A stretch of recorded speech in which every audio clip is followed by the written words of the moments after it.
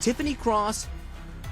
This is so utterly ridiculous. It's not only a national embarrassment. This is a national emergency, John. And I just feel like anybody who has the temerity to come on air and try to defend this. Scott, you just said that they're apologetic or that they've admitted some sort of wrongdoing. We just heard the defense secretary deny this whole thing and instead choose to attack Jeffrey Goldberg, who did the responsible thing by not reporting out everything that he heard on this or read on this signal chat. When this happened, I actually talked to some friends who worked in Intel during the Obama administration and the Biden administration. And I asked, how do you normally communicate about something like this? And there's a skiff that you have to have the highest security level to participate in these conversations. You go in a room where there's no electronic devices allowed. There are no windows. It's taken very seriously. And this is what happens when you have a man whose first job in government was as president of the United States, who's politically inept, who employs people who are politically inept. There's nothing funny about this. We're putting our people who serve this country at danger, and we're asking people to believe nonsense. And this is a travesty. Do we think President Xi of China is tweeting or texting about his national security plans? Do we think Vladimir Zelensky is texting about his plans? Do we think President Vladimir Putin is spoon-feeding Russian talking points to American diplomats even on Signal? This is a thing that people use to talk to their side pieces, something Pete Hegseth would certainly know about. This is something that people use to talk about March Madness. It is a crisis that we need to take very seriously, and we can't present this as journalists. We cannot present this as though these are two opposing political points of view. This is a serious issue that we need to take seriously. All these things, which is probably the responsible thing to do. If I have to choose between the two, I'm going to believe the journalist Jeffrey Goldberg. And we do know the danger of this, Scott, quite frankly, because in December, the FBI and the CISA warned, and they name-checked Signal, that we have to be careful about engaging these kind of platforms. They actually implicated China, although China denied any wrongdoing, but they said that China has the ability to infiltrate these systems, and it threatens our metadata. Now, this is before Kash Patel ran it, Mr. Deep State himself, so who knows what kind of nonsense they're spewing now. But this was actually something that our own American agencies warned us about, and the Secretary of Defense ignored those warnings and still involved Signal. And according to the reporting, Waltz himself included. We'll talk about if there will be I think the biggest mistake we could make is to treat this as though it's a political issue, as though there are two opposing points of view here. This is a national security issue, and I appreciate your question, Ellie, and respect your legal analysis, but I just don't, that question is asked and answered. Of course this is dangerous. I use Signal. It's not preloaded on your phone in the sense that everybody's already automatically in your group chat. I mean, I treat my own Signal chats with more care and more discretion than our Secretary of Defense. That is a huge deal. And to your point, no, of course the DOJ is not going to investigate this. Pam Bondi is too interested in what Congresswoman Jasmine Crockett is saying about Elon Musk, the co-president of the United States. I think this is a dangerous time, and we have to look at this. According to the reporting, Waltz is the person who added Jeffrey Goldberg to this chat. Now, you imagine who Waltz might have in his phone. Who else might he have in his phone that he could have accidentally added? To your point, Daniel, he could have added an adversarial relationship to this chat. This put human lives at danger. It put our national security at danger. So I think anytime we talk about this and it becomes whataboutism and what about Hillary and what about Biden did, okay, that's all in the past. What we're dealing with right now is an inept president who is employing people who have no idea what they're doing, and they're making like plausible mistakes like this, which is very dangerous. So as a patriot, Scott, I find it really troubling because they ran on this whole idea of this pseudo-patriotism, this regressive masculine patriotism, yet everything they're doing runs against making America great. Well, it was never great, so I'm not going to say the again part, but making America great.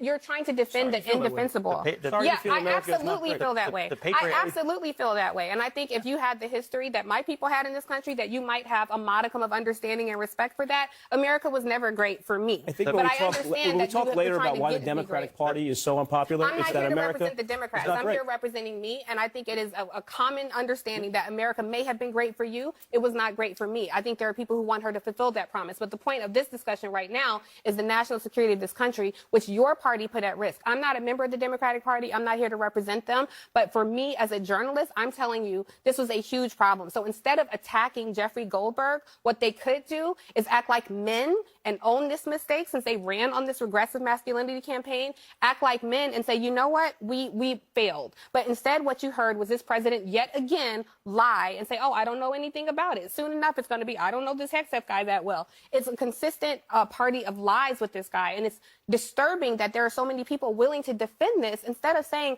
yes, this is a problem. They have not taken responsibility. They can set aside our political differences. The White House has literally admitted that the messages are authentic. Who? And that Donald Trump didn't admit Brian this. Hughes, the spokesperson for the National Security Council. Well, the president did it. So there you go. And number two, they have said, we just heard from people that he did it. They have said they're looking into and trying to figure out how this happened. You know, you raised the issue of patriotism. I think the Patriotic Act was what the president did in ordering the strikes in the first place. Go back in time. It was Biden who took the Houthis off the terrorist list and let this problem fester for 4 years. The only reason this situation occurs today is because they've been harassing ships, harassing our Navy, and finally Trump shows up, redesignates them, goes to war. The ships are still not using the Red Sea, though. Goes to war. The ships have not returned to the Red Sea. And the strike and the military precision at which it was carried out was incredible. So what we have here, you raise the issue of patriotism. The Patriotic Act is for the commander-in-chief to do the right thing, which he did in ordering the strike in the first place. All right. What we're going to do is we're going to take a quick break here.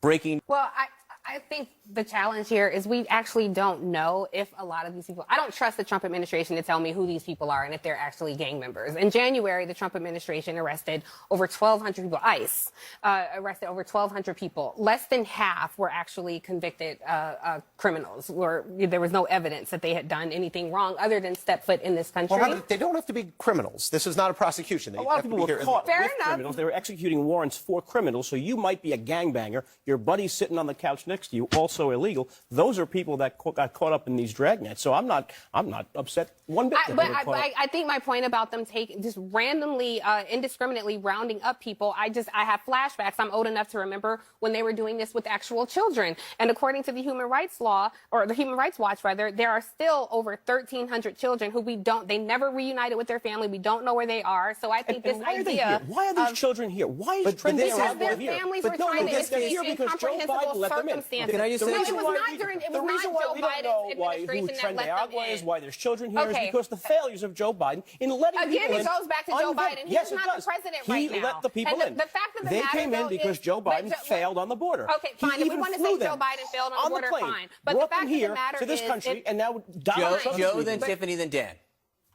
I point now, Ken. Oh, you're done? Okay. No. Tiffany. Joe Biden let these people in. If she has a problem that we don't know who they are, that they were unvetted, this could have been solved in a regular immigration process where we would have seen, hey, you're a member of a gang. You can't come in. Right. Hey, you're not a member of a gang. You're welcome to come in. Tiffany?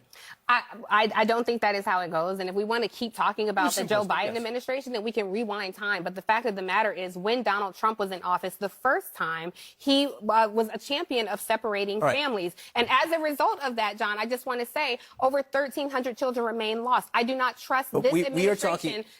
We're talking about the Alien Enemies Act here. We're talking about using this wartime powers to extract what they call gang members. But there is still a human rights issue. And the way that these people are treated is completely inhumane. And the fact of the matter is, if these were white babies being stripped from their families, if these were white men with families, there would be a whole different level of humanity extended to them. And I don't see that happening. The way these people are treated is absolutely criminal.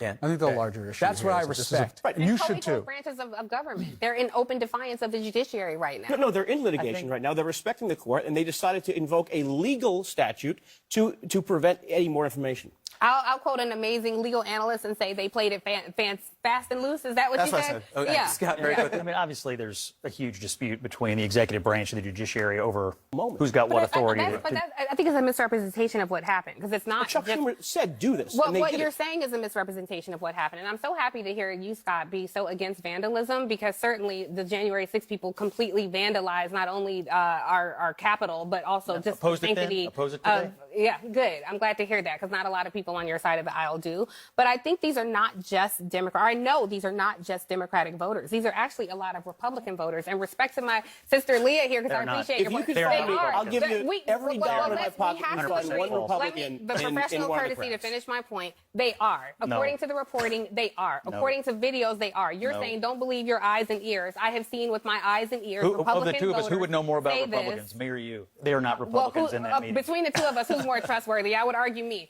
I'm not here defending this ridiculous administration. But I would say, can I just say though quickly, I would not conflate January 6th protesters with George Floyd protests. I think that is completely different. These were people who were trying to overthrow elections. I think there was a legitimate protest. The Republican voters who do exist, who are there to confront they are. We can agree on basic facts. They are. I'll give you $100 if I can have the professional courtesy I'm going to give the professor the last word here. End on academia. Can I finish my quick point? I just think for the people who voted for this and are unhappy with it, of which there are plenty of people. There are none. Okay, there are plenty of people. There are plenty of people who are not happy with this. I do feel a certain sense of live in it and sit in it, because you all did the effing around and we are doing the finding out. So I don't have a lot of empathy for those.